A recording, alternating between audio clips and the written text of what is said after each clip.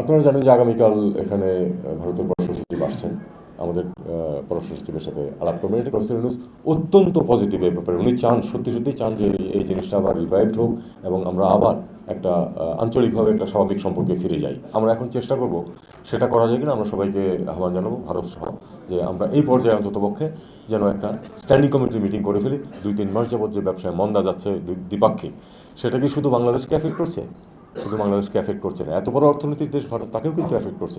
পরিমাণটা হয়তো প্রপোর্শনালি হয়তো অত বেশি না, কিন্তু এফেক্ট কিন্তু করছে। আপনি কলকাতার অর্থনীতি, পশ্চিমবঙ্গের অর্থনীতি যথেষ্ট ক্ষতিগ্রস্ত হচ্ছে এটার কারণে। এটা আমরা আশা করব যে এই অচল অবস্থা আমরা কাটিয়ে উঠতে পারব। পারস্পরিক যেই যোগাযোগ স্থাপন, দেখা সাক্ষাৎ, এটা হলো সবচেয়ে গুরুত্বপূর্ণ। আপনারা জানেন যে আগামীকাল এখানে ভারতের পররাষ্ট্র সচিব আসছেন। আমাদের পররাষ্ট্র সচিবের সাথে আলাপ করবেন। এটা কিন্তু একটা স্ট্যান্ডিং মেকানিজম, এটা অস্বাভাবিক কিছু না। প্রতি বছর একজন যান ওপাশেও, পরের বছর ওপাশ থেকে একজন আসেন পররাষ্ট্র সচিব পর্যায়ে। এটা ফরেন অফিস কনসালটেশন বলা হয় এটাকে, দীর্ঘদিন যাবৎ চলছে। নিশ্চয়ই একটা গুণগত পরিবর্তন হয়েছে। এটা মেনে নিয়ে আমাদেরকে চেষ্টা করতে হবে সম্পর্ককে এগিয়ে নিতে।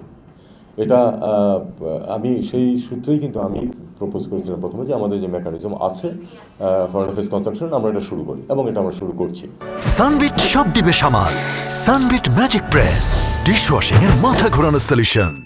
সার্কের ক্ষেত্রেও আপনারা জানেন যে অধ্যাপক ইউনূস, প্রফেসর ইউনূস অত্যন্ত পজিটিভ এই ব্যাপারে। উনি চান, সত্যি সত্যি চান যে এই জিনিসটা আবার রিভাইভড হোক এবং আমরা আবার একটা আঞ্চলিকভাবে একটা স্বাভাবিক সম্পর্কে ফিরে যাই। এটা হচ্ছে না, এটা আমাদের শুরু করতে হবে। শুরু করতে গেলে আবার কিন্তু একবারে আমরা সব কিছু করে ফেলতে পারবো, চিন্তা না করাই ভালো। এটার সার্কেল কিন্তু মানে ওই যে দেখা সাক্ষাৎ বা মিটিং, তার কিন্তু আবার 3টা স্টেজ আছে, 4টা স্টেজ আছে আসলে। সবচেয়ে নিচে হচ্ছে জয়েন্ট সেক্রেটারি পর্যায়ে যে মিটিংগুলি হয়, সেগুলি কিছু কিছু হচ্ছে এখন। কিন্তু আমাদের যদি উত্তরণ করতে হয় তাহলে প্রথমে করতে হবে যে সেটা হলো যে পররাষ্ট্র সচিব পর্যায়ে স্ট্যান্ডিং কমিটি আছে একটা, তার একটা মিটিং আমাদের করতে হবে। আমরা এখন চেষ্টা করব সেটা করা যায় কিনা। আমরা সবাইকে আহ্বান জানাবো, ভারত সহ, যে আমরা এই পর্যায়ে অন্ততপক্ষে যেন একটা স্ট্যান্ডিং কমিটির মিটিং করে ফেলি। স্ট্যান্ডিং কমিটির মিটিং না হলে যেটা সমস্যা হয়, সাব সেক্রেটারিয়েটের পক্ষ থেকে, বিভিন্ন টেকনিক্যাল কমিটির পক্ষ থেকে যেগুলি সিদ্ধান্ত হয়, তারা কিন্তু সেই সিদ্ধান্ত চূড়ান্ত করতে পারে না। স্ট্যান্ডিং কমিটির ক্ষমতা আছে অনেক অনেক কিছুকে অ্যাপ্রুভ করার।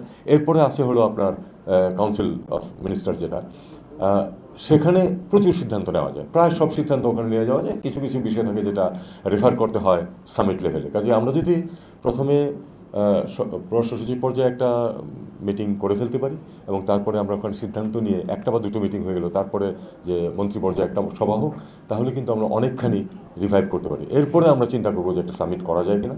সেটা একটু সময় লাগতে পারে, কিন্তু দেশগুলো তো বা সরকারগুলো অস্থায়ী হতে পারে, কিন্তু দেশ তো স্থায়ী এবং স্বার্থও স্থায়ী।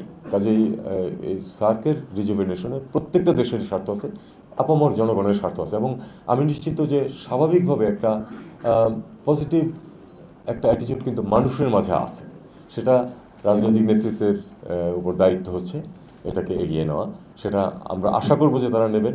শুরু হোক একটা সচিব পর্যায়ের বৈঠক দিয়ে, যেটা যেটা কিন্তু গত 10 বছরে হয়নি, এবং তারপরে আমরা দেখি যে এটা কীভাবে উত্তরোত্তর উপরের পর্যায়ে নিয়ে গিয়ে আমরা সামিটে পৌঁছতে পারি। তো